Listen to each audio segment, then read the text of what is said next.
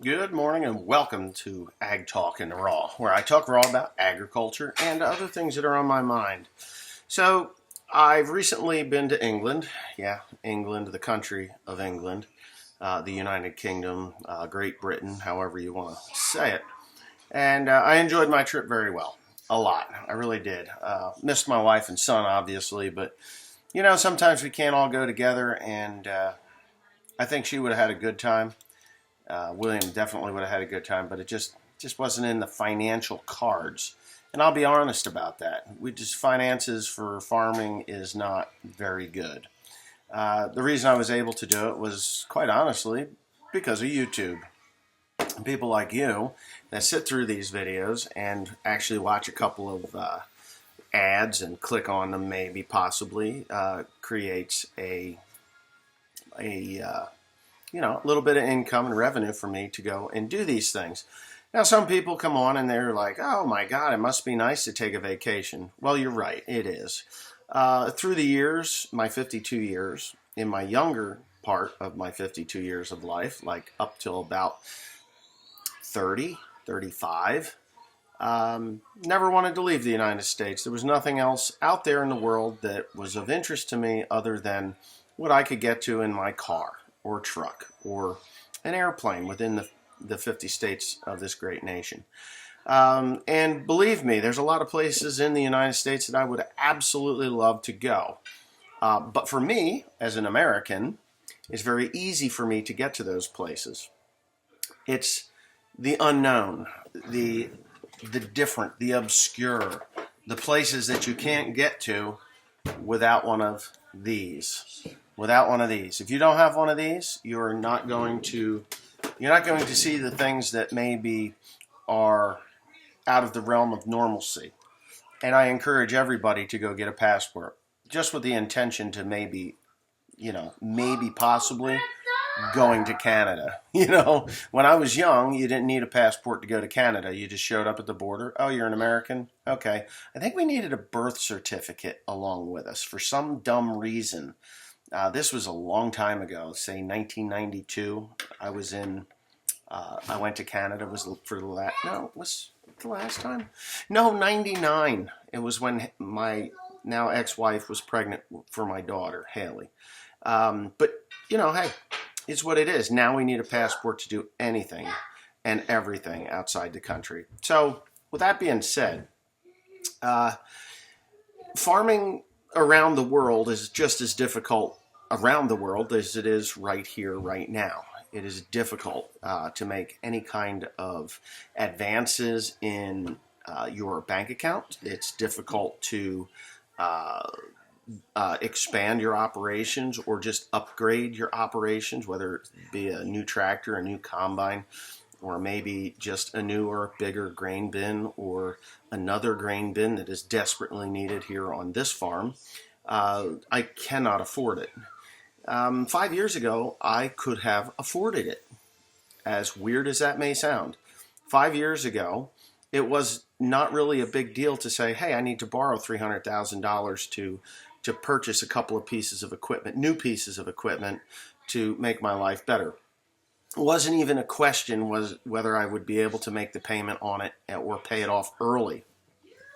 Matter of fact, in 2016, literally 8 years ago, right? 7 years ago, 8 years ago, 9 years ago, whatever the hell it is, 9 years ago, I went to England and I purchased 2 tractors. I paid them off within a year and a half. I borrowed, what did I borrow? 200 and maybe 200,000, not even 200,000, 180,000, 183,000 if now, which going through for 2 tractors, $183,000. Paid that back within a year. It might have been a year and a half. I paid that off. No problem. No big deal. Because there was money to be made in agriculture, whether it was hay farms or grain, crop farming. I had left crop farming earlier that, in 2015. 2016 was the year that we were really hands down making good money. So Going into the Biden years, the first year, 2020, okay, fine. 2020 was the COVID year, and then 2021, obviously, we have Joe Biden, and it was downhill ever since. Higher prices for your input costs, mainly. Yes, we had higher grain prices, but that did not in any way offset the input costs, parts, inflation on parts and filters and lubricants all went through the roof, to the point right now that if you don't get $5.50 a bushel for your corn, you have lost money. We're not getting $5.50 a bushel for our corn. We are losing money. We have for the last 4 years, and hopefully there are newer, better options on the horizon with the new administration. And I posted a small video yesterday. It was a short. It was on One Lonely Farmer, whereas this is on Ag Talk and Raw. And that video basically stated that we are getting a new Secretary of Agriculture, and we should write letters to the new Secretary of Agriculture, stating that we need a new U.S. Farm Bill. The new U.S. Farm Bill. The reason I say this, and I think it was misinterpreted as to what I was saying, but the reason I say this is because the last farm bill that was actually passed and signed into law was under George W. Bush. Well, we've had 2 Obamas, one Trump, and one Biden administration, and now we're headed into the second Trump administration. We will never see another Biden administration because, quite honestly, I don't think he's going to live to see the next cycle. He is just a disaster to watch, but neither here nor there, doesn't matter. We need a new farm bill. The woman that is, God, I can't remember her name now. Anyway, was it Donna? Donna? Anyways, whatever her name is now. You can look it up, and she isn't confirmed yet, or maybe she got confirmed yesterday. Start writing letters. Everyone, start writing letters. It's real easy. You're already on your computer. Write letters to her, to the U.S. Department of Agriculture, to the Secretary of Agriculture's office of the United States, and demand a new farm bill. And the reason I say this is because I know since Bush, I was upset when Bush put this farm bill into place. 7% of the $88 billion that farm bill allocated yearly, $88 billion yearly. Think about that. Billion, not million, but billion. 7% of that $88 billion goes to U.S. farmers. 7% of it. Okay. That goes for EQIP programs and maybe the cover crop programs and other things. It's just those programs. Those are for soil health. They are for animal health and containment. They are for chemical storages and training for this stuff. There's a lot of money that goes into 7% of $88 billion.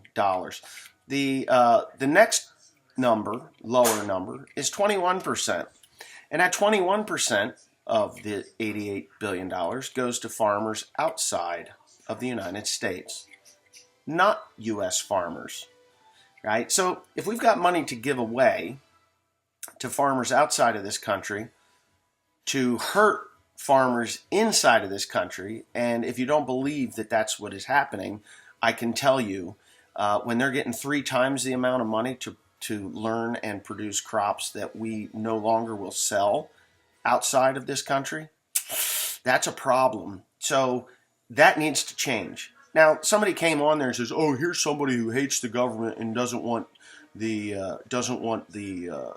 farmers to be on welfare, no farmer welfare, and you want to cut social spending or welfare programs," because that's what the remainder of the U.S. Farm Bill is.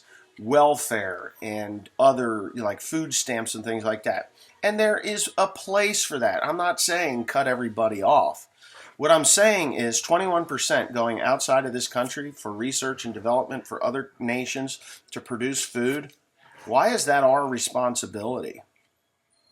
Isn't it our responsibility to take care of the farmers within this country? Isn't it our responsibility to see that everybody is prosperous and, in a good place? Mental health in this country among farmers is at an all-time high. Farmers are offing themselves at an alarming rate, like an alarming rate. I think it's one of the highest per industry suicide rate in our country is agriculture. And it's not that we want to off ourselves. It isn't. To be quite honest with you, I've actually had thoughts of this. Like, I'm committing suicide. This is where it's at. This is where we are. This industry hates us so bad that they are going to bankrupt us, and it would be more beneficial to my family if I was dead to collect the insurance money on my life insurance policies than it is for me to actually work and earn a living, because we're not earning a living. Nobody's earning a living right now in agriculture. I'm sure there's a few niche markets. Like, if you're a marijuana farmer right now, you're probably sitting pretty high on the hog.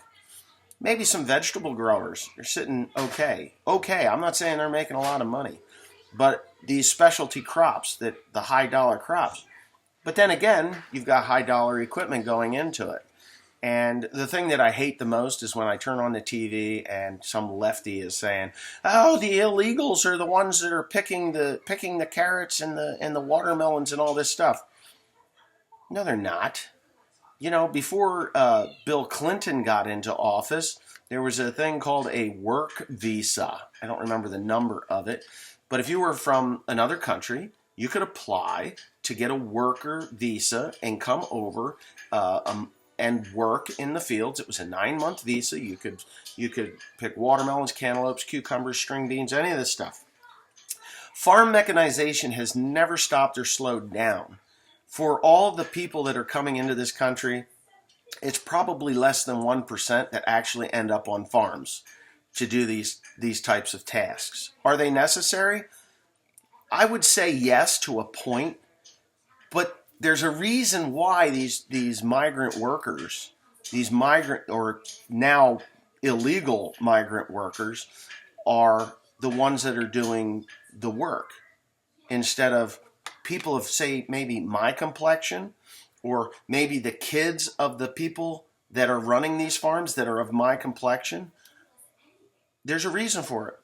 We are not getting paid enough for the products that we produce to pay the wages that are necessary to keep American kids interested.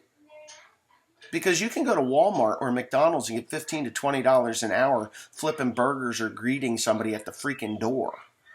But farm kids, why does a farm kid want to stay on the farm? What is the point to it? What's the point? We're going to work more hours in 1 year than most people do in 3. Think about that. And that's a true fact. Farmers will work more hours in 1 year than the average Joe Schmo that gets up in the morning, does his 9 to 5, will do in 3 years. I put more hours on one tractor in 1 year than people put at their job, and I have many tractors. Trust me, it's a fact.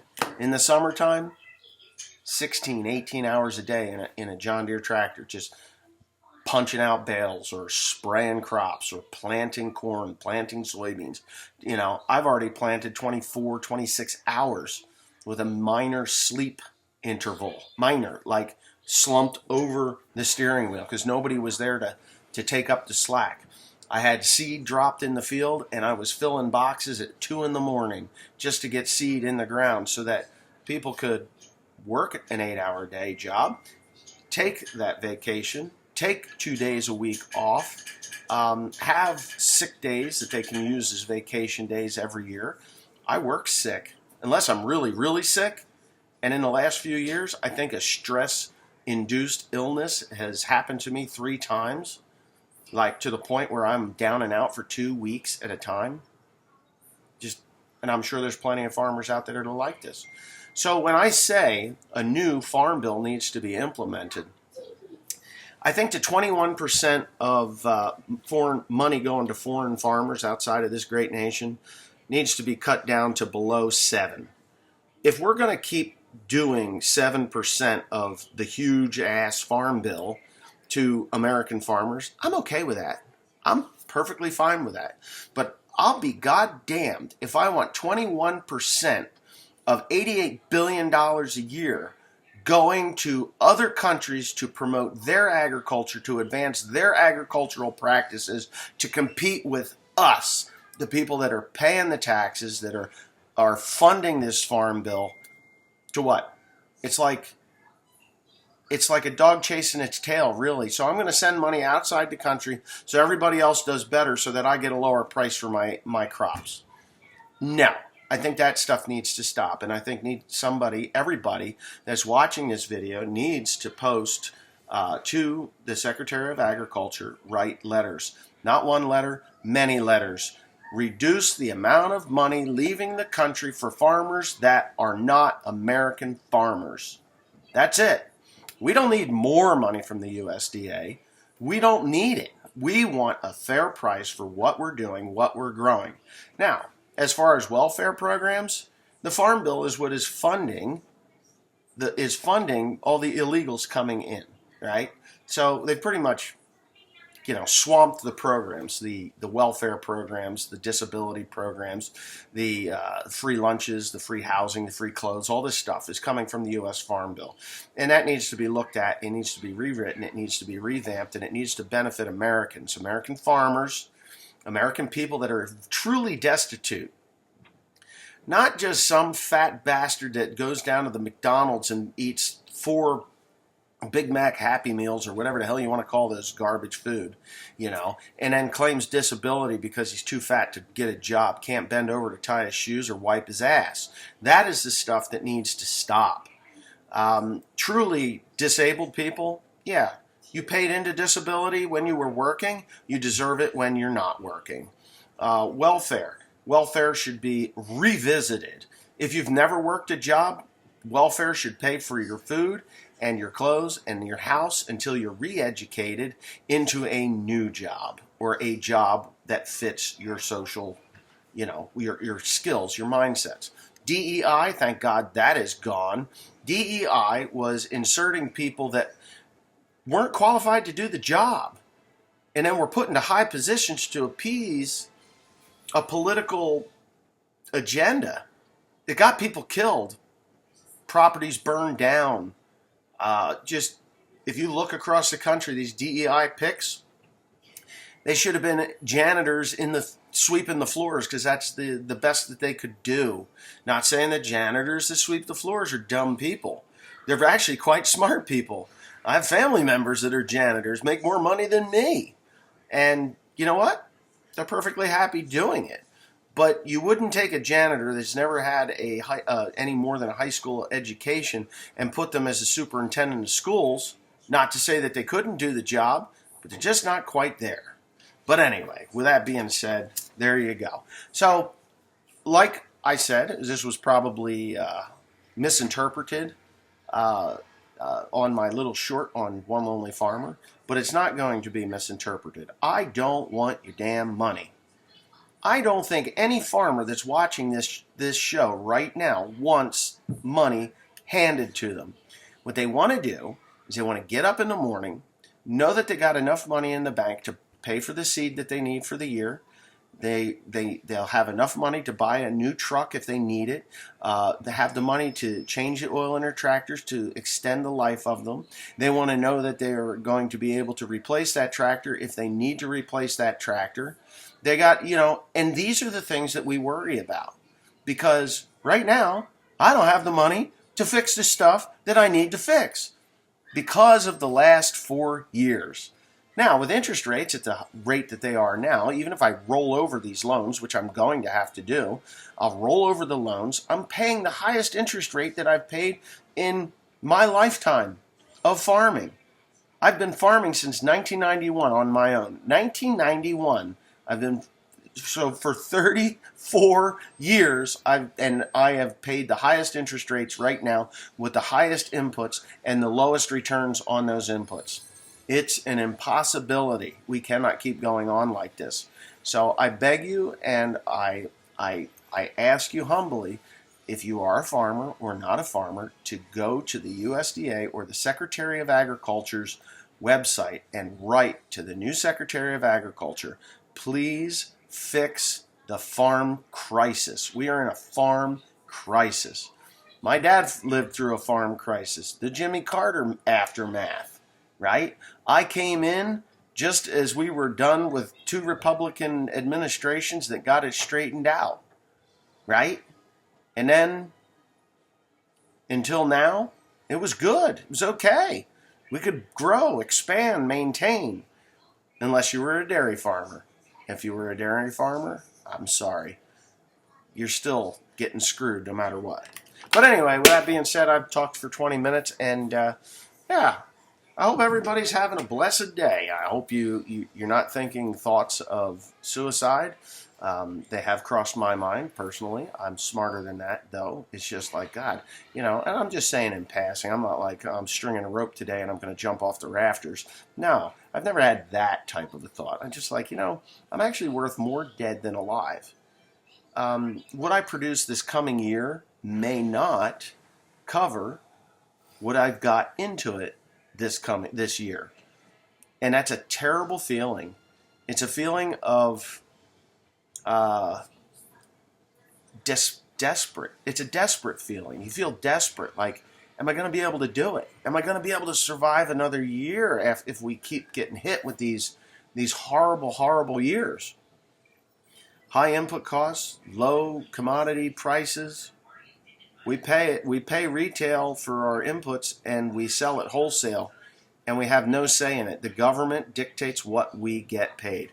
And that's quite evident when the crop report came out last month, or was it last month? It was last month in December. Crop report comes out in December, and it says, oh, by the way, we actually overestimated what we have carryover from the year before. Oh, and we also overestimated what the average yields were, too. Oh, and by the way, if you sold your grain, you're going to get $1 a bushel for corn less than you sold it for, and you're going to get it like 50 to 75 cents, $1 less for soybeans than you sold your grain for, because we manipulated the markets. We manipulated what was actually out there, what was actually grown, and what was actually harvested, so that we could have low prices to get an inept old man or a cackling wacko elected into the office of president. And then, you know what? When it didn't happen, that's when they released these numbers, which is good, because now we're gonna see some, maybe a little higher return on what we have left. But a lot of farmers sold their grain at harvest because we've been fighting with trying to pay our bills, and we couldn't store everything we needed to store. But with that being said, have a nice day, and I hope y'all enjoy this. Maybe not. Don't forget to write that letter. Just write it. It's simple. You just send it. It's like, I've already written several. Thank you for watching.